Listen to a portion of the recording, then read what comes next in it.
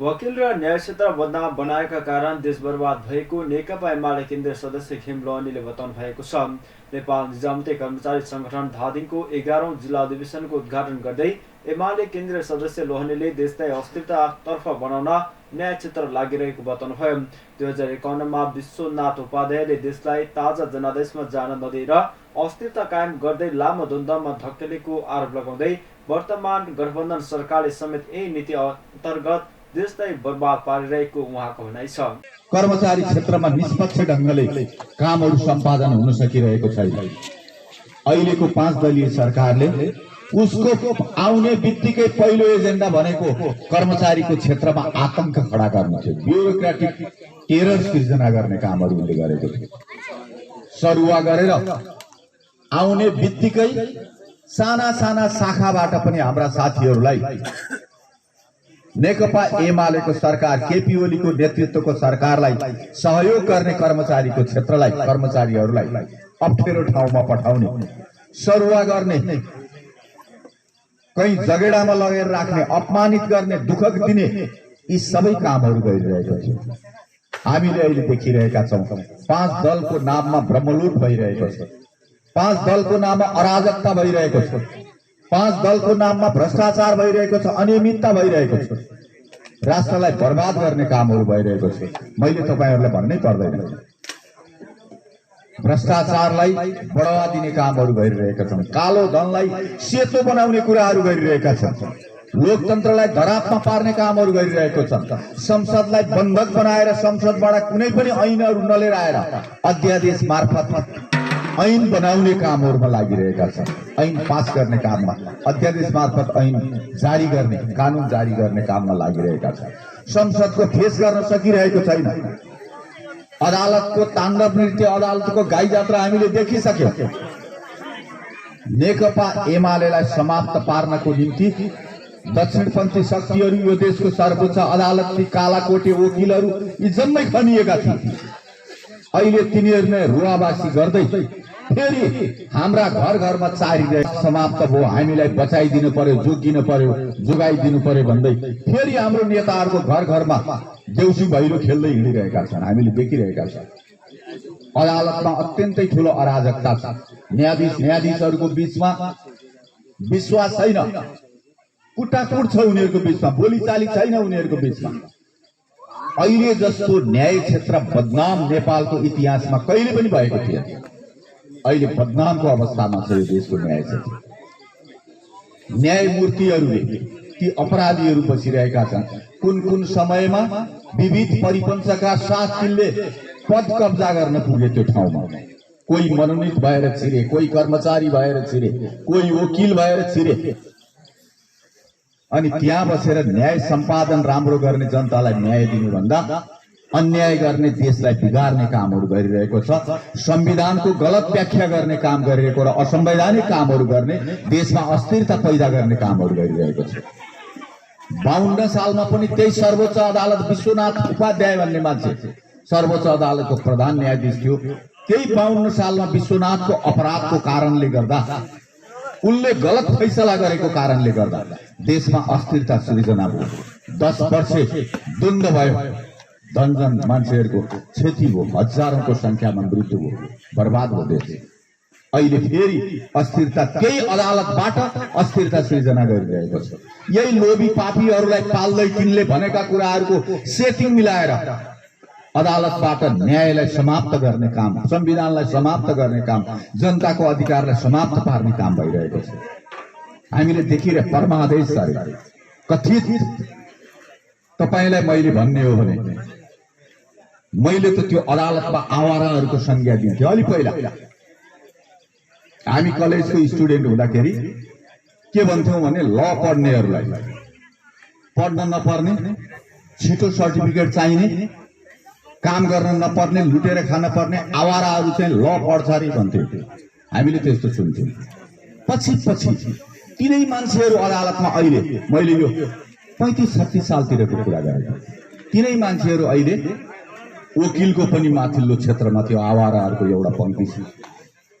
तिनीहरूले सही काम, राम्रो काम भन्ने जानेकै छैन, गर्दै गर्दैन। तिनीहरूले मौका पर्ने बित्तिकै कतर्ने हानिहाल्छ। अपराध गरिहाल्छ। तिनै व्यक्तिहरू न्यायाधीश, त्यही टिम न्यायाधीश भएको छ। तिनले के न्याय सम्पादन गर्छ? धनी बाउको बिग्रेका छोराहरू, आवाराहरू, यिनीहरूले चाहिँ ल पढ्छ भन्थ्यो त्यो बेलामा। सबै नहोला, बहुमत त्यस्तै हो त्यहाँ, त्यस्तो खालको अवस्था छ। अनि तिनको शान सौकात न्यायमूर्ति, तिनले के को न्यायमूर्ति? तिनले जहाँबाट पैसा पाउँछ त्यही पैसालाई ठोकिदिन्छ, जहाँबाट आफ्नो मान्छे छ त्यही पैसालाई ठोकिदिन्छ। गर्नै नमिल्ने भयो भने 25 वर्ष 30 वर्षसम्म पनि मुद्दा पैसालाई गर्दैन, मान्छे मरेर गइसक्यो, कहिले न्याय पाउँछ? अल्झाएर राखिरहेछ। यो देशको सबभन्दा बदनाम क्षेत्र, अव्यवस्थित कुशासन भएको क्षेत्र त्यो न्याय क्षेत्र। हामीले त्यसलाई सच्याउन खोज्दा खोज्दै पनि सकिरहेका छैनौँ। पञ्चायतले नियुक्ति गर्यो, काङ्ग्रेसले नियुक्ति गर्यो, त्योभन्दा पछाडि त्यसको आफ्नै खालको चलन छ, यिनीहरूले नियुक्ति। नेकपा एमाले बागमती प्रदेश सदस्य तथा बागमती प्रदेश सभा सदस्य डाक्टर रामकुमार अधिकारीले ताजा चुनावमा जानु नै अग्रगमन भएको बताउनु भएको छ। केपी ओली सरकारले नेपालको क्षेत्रफल बढाउने काम गरेकाले पनि उहाँले हटाउन खोज्ने विरुद्ध ताजा जनादेशमा जान खोज्नु प्रतिगमन नभई अग्रगमन भएको बताउनु भयो। प्रतिनिधि सभा विघटन गरेर नयाँ चुनावमा जाने नेपाल सरकारको तत्कालीन नेपाल सरकारको निर्णयलाई चाहिँ प्रतिगामी कदम भनियो। यो किन होइन भनेर सोध्यो भने यो प्रश्नको उत्तर तपाईहरू हामी सबैले दिन जरुरी छ। किन होइन भने यो प्रतिगमनको लेप लगाउनु किन ठिक छैन, यो सरासर गलत छ भने तत्कालीन समयमा नेकपा माओवादी केन्द्र र नेकपा एमालेको बीचको एउटा चुनावी तालमेल एउटै घोषणापत्रमा चुनाव लडेर जितेको सरकारमा जब त्यो एउटै घोषणापत्र कार्यान्वयन गर्न पर्छ भनेर कार्यान्वयन गर्ने क्रममा अगाडि बढिरहेको बेलामा, कार्यान्वयन पनि अत्यन्तै सुदृढ ढङ्गले अगाडि बढिरहेको बेलामा 825 वर्ग किलोमिटर क्षेत्रफल विदेशबाट आफ्नो देशमा गाभेको अवस्थामा जो नेपालमा पृथ्वीनारायण शाह, बहादुर शाह, राज्यलक्ष्मी शाहले मात्रै गरेका थिए नेपालको क्षेत्रफल बढाउने काम, त्यसपछि केपी ओलीको नेतृत्वको सरकारले गर्न सफल भयो। चारवटा संस्थालाई नेपालको एकीकरणको हामी एकीकरण गर्ने भनेर भन्न सक्छौं। त्यसमध्ये हाम्रो पार्टीको तत्कालीन सरकार र त्यसको प्रधानमन्त्री हुनुहुन्थ्यो। चीनसँग ऐतिहासिक व्यापार तथा पारवहन सन्धि गरिसकेपछि अब नेपालमा नाकाबन्दी लगाउन सकिँदैन। नेपालमा नाकाबन्दी लगाउने डर अब समाप्त भयो। त्यो चीनसँगको ऐतिहासिक पारवहन सन्धि हामीले धेरै व्याख्या गरेका छैनौं, बुझेका छैनौं। त्यो के हो भने भूपरिवेष्टित राष्ट्रले पाउने एउटा अन्तर्राष्ट्रिय कानून अनुसार पाउने एउटा सुविधा छ।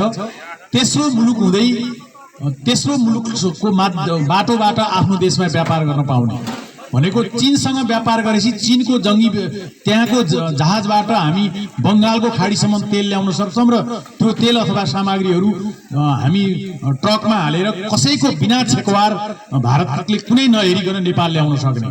कार्यक्रमको अवसरमा नेपाल निजामती कर्मचारी संगठनका महाधिवेशन आयोजक कमिटी सदस्य अम्बिका धमला लगायतले शुभकामना व्यक्त गर्दै नेपालका कर्मचारीको हक रक्षा गर्दै समग्र कर्मचारी क्षेत्रको नेतृत्व प्रदान गरिरहेको बताउनु भएको छ। बाली घरे प्रथाबाट काम गरेको ज्याला समेत नउठे पनि गाउँघरमा फलामको भाडा बनाउने दलित समुदाय बाली घरे प्रथा अङ्गाल्न बाध्य रहेका छन्।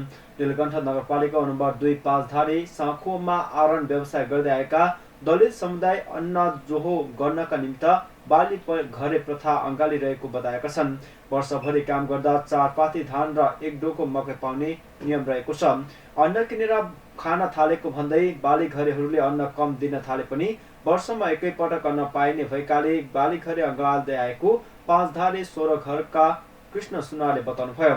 ज्यालामा काम गर्दा धेरै फाइदा हुने गर्दछ, थोरै रकम हातमा पर्छ, बचत गर्न नसक्दा सबै सकिएर जाने भएकाले बालीघरे प्रथामा वर्षमा एकै पटक बालीघरबाट अन्न उठाउने भएकाले बालीघर छाड्न नसकेको पाँचधारी 16 घरका दलित समुदायको भनाइ छ। यस क्षेत्रको एकमात्र स्थानीय स्तरको आरण पुर्खाले सञ्चालन गर्दै आएका थिए। यो पुस्ताले समेत बालीघरे प्रथा धान्दै आएका छन्। आज विभिन्न कार्यक्रमको आयोजना गरी राष्ट्रिय टोपी दिवस मनाएको छ। हाम्रो शान हाम्रो स्वाभिमान राष्ट्रिय पोसाक हाम्रो पहिचान भन्ने नारासहित 2070 साल पुस 17 गतेदेखि हरेक वर्ष यो दिवस मनाउन थालेको हो। नेपाली टोपीको प्रवर्धन गर्नका लागि भन्दै केही वर्षदेखि स्वतस्फूर्त रूपमा अङ्ग्रेजी वर्षको पहिलो दिन पारेर टोपी दिवस मनाउन थालेको हो। संस्कृति पर्यटन तथा नागरिक उड्डयन मन्त्री प्रेम बहादुर आलेले पोसाक दिवसलाई आधिकारिकता दिन मन्त्री परिषदमा प्रस्ताव लैजाने बताएका छन्। राष्ट्रिय पोसाक दिवसको अवसरमा राष्ट्रिय धरोहर संरक्षण प्रतिष्ठानले शनिबार काठमाडौँको पर्यटन बोर्डमा आयोजना गरेको कार्यक्रममा मन्त्री आलेले पोसाक दिवसलाई आधिकारिकता दिन प्रधानमन्त्रीसँग छलफल गर्ने र मन्त्री परिषदमा प्रस्ताव लैजाने बताउनु भएको हो। पोषण दिवस मात्रै हामीले बनाइराख्ने हो कि यसलाई कार्यान्वयनमा ल्याउने हो, यो विषयमा मैले अध्यक्षज्यूलाई भने तपाईँ पुरा तयारीका साथमा आउनुहोस्। मलाई लाग्छ आज हामी 17 गते यो कार्यक्रम मनाइरहँदा माफ गर्नु होला, तपाईले अलि अगाडि 1-1.5 महिना अगाडि नै तपाईले आएर यो विषयमा हामीले अलिकता वृहत छलफल गरेर सम्माननीय प्रधानमन्त्रीज्यूदेखि लिएर विभिन्न मन्त्रालयका मन्त्रीज्यूसित समन्वय गरेर हामीले यसलाई चाहिँ यही आज यो 17 गते पोष 17 गते हामी 9 राष्ट्रिय पोसाक दिवस बनाइराखेका छौँ। यही बेला हामीले क्याबिनेटबाट पास गरेर यो मनाउन पाए अझै भव्य र सभ्य हुन्थ्यो जस्तो मलाई लाग्छ। हामी आज सिकेका छौँ, तर छिटै म यही मञ्चबाट तपाईँहरूलाई आग्रह गर्न चाहन्छु, छिटोभन्दा छिटो कृपया तपाईँहरूले तयारीका साथमा आउनु होला। यो आज यो भएको कार्यक्रमको सन्देशमा सम्माननीय प्रधानमन्त्रीज्यूलाई पनि म सुनाउने छु र तपाईँहरूले पुरा तयारीका साथमा आउनुहोस्।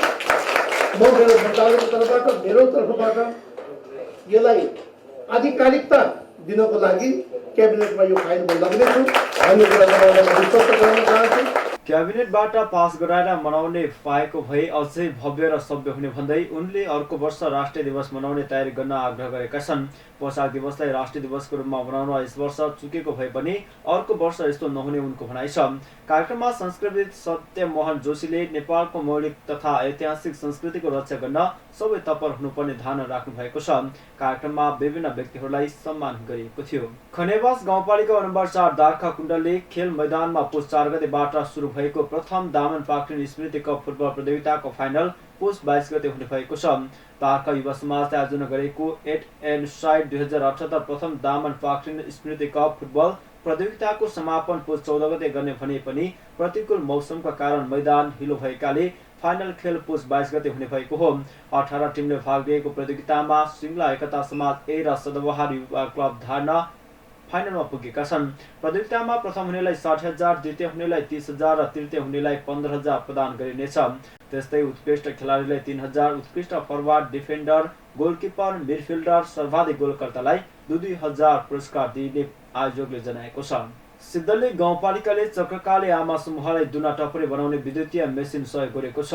गाउँपालिकाको वडा नम्बर 4 मा रहेको आमा समूहलाई आत्मनिर्भर बनाउन र आयोजनमा सुझाव पुर्याउने उद्देश्यले मेसिन सहयोग गरेको हो। वनमा खेर गइरहेको पातको प्रयोगबाट दुना टपरी उत्पादन गरी महिलाहरूलाई उद्यमशील बनाउन सुझाव पुग्ने उद्देश्यले दुना टपरी बनाउने विद्युतीय मेसिन सहयोग गरिएको गाउँपालिकाका अध्यक्ष प्रेमनाथ सिल्वाले बताउनु भएको छ। त्यस्तै उद्योगबाट उत्पादित दुना टपरीहरू मलेखु र धादिङबेसी बजारमा बिक्री गर्न सकिने गाउँपालिकाका उपाध्यक्ष कमला शर्माको भनाइ छ। महिला सशक्तिकरण र महिला हिंसा रोक्नका निमित्त महिलाहरूलाई आर्थिक सँग जोड्नु पर्ने भन्दै गाउँपालिकाले आयोजनको कार्यक्रम सञ्चालन गरिरहेको उपाध्यक्ष शर्माले बताउनुभयो। मेसिनबाट उत्पादन गरिएका दुना टपरी पूजा विवाह लगायत ठूला मेला महोत्सवमा प्रयोग गरिने आमा समूहका अध्यक्ष होम कुमारी थापा मगरले बताउनु भएको छ। गजुरी गाउँपालिकामा सञ्चालन भएको 10 दिने मनोसामाजिक तालिम सम्पन्न भएको छ। गाउँपालिकाको आर्थिक सहयोग तथा रुद्रेश्वर आमा समूह गजुरीको आयोजनमा तालिम सम्पन्न भएको हो। 10 दिने समुदायमा आधारित आधारभूत मनोसामाजिक सहयोग तालिममा 19 जनाको सहभागिता रहेको थियो। गजुरी गाउँपालिकाको उपप्रमुख सीता ढुङ्गनाले एक कार्यक्रमका बीच तालिममा सहभागीहरूलाई प्रमाणपत्र प्रदान गरेको थियो।